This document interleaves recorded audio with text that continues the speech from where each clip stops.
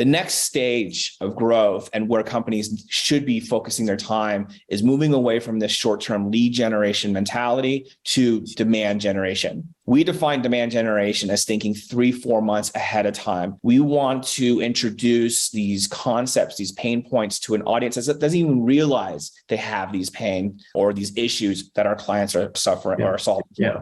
And that can take 3, 4, 5, 6 months. And so the goal with demand generation is pushing out the right sort of assets to educate that audience that they're not alone with those challenges. There are solutions in the marketplace, and let's bring them up to speed with what those solutions are. We're not selling, we're just creating awareness. So what we see typically is, like what you're saying, companies that have tapped out trade shows and their outbound sales efforts and the rest of it, maybe not tapped out, but it's getting expensive and cumbersome to scale that right effectively. So they get to this point where they're chasing high intent leads. It's more of kind of the lead gen style of things, right? Style marketing, where you're looking for people with the most intent and you're chasing them on AdWords, you're even asking them on LinkedIn to get a demo now when you haven't even met them or shook their hand or anything like that. So you end up in that kind of situation where you're very pushy, you're very sales forward. And that when you're competing against companies that have similar budgets, you're all doing the same thing.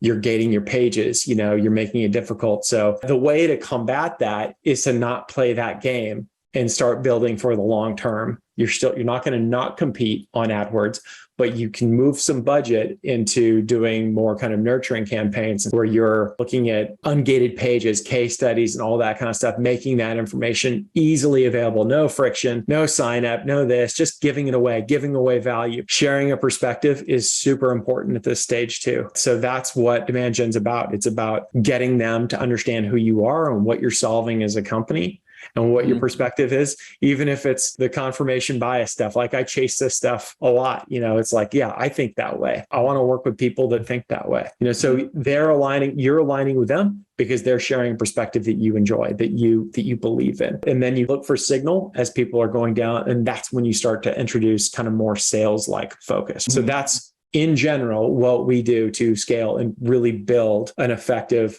long-term, long game pipeline.